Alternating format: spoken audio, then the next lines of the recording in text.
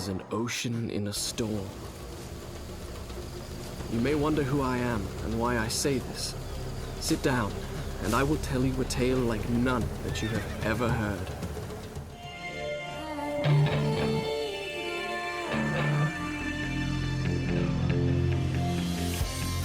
The Prince of Persia was really born as a 40-pixel high silhouette. You know, he was running and jumping and dodging traps before I knew what his name was or what his story was. The Montreal studio with the core team and I, we began to work on a very first mock-up of what we thought the game could be. And when actually Jordan was here and when he was watching what we had, the whole team, 7 core members and I, were watching himself watching the mock-up, and he was so flabbergasted. I saw the enthusiasm and excitement and the new ideas that they had. I was convinced that they were really going to do something good, and I also knew that this was a project that I wanted to be a part of. It's the story of a prince who tried to save the day after having himself brought chaos into a huge palace. His elf is an adventure by a young, mysterious princess and a magical dagger, but a villain vizier is after them.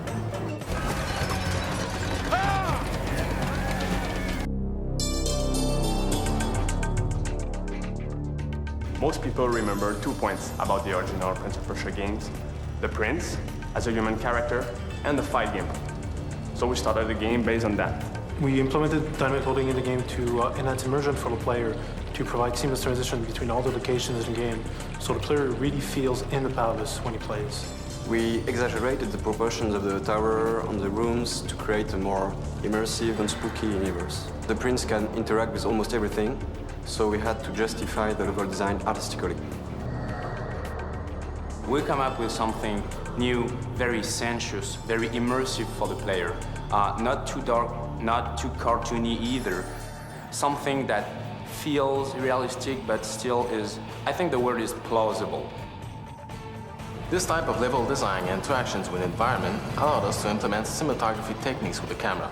We have the free camera, fight camera, first-person view, and the alternate camera.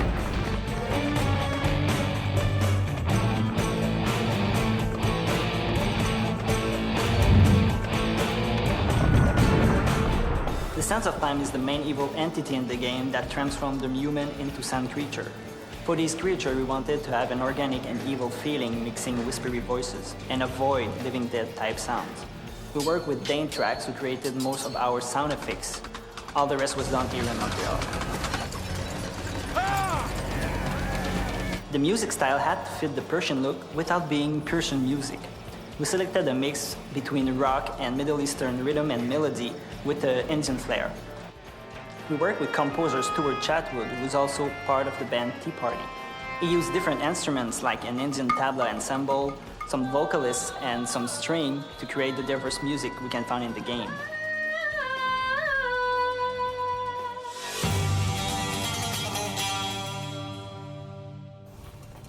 The sand, why does it glow? I can tell you. Inside the hourglass is a marvel that no living man has seen. We played a lot around with the idea of Persian ninja, acrobatic stuff. Basically, we came up with a character granted with a full range of movesets.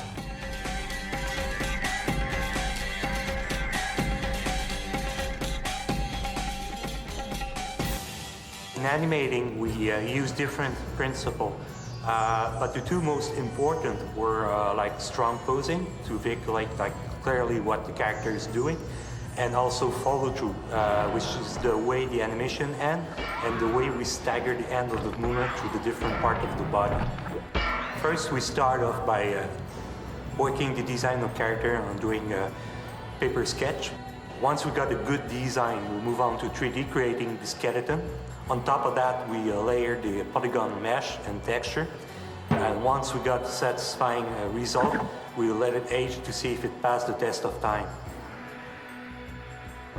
The Prince has more than 750 animations.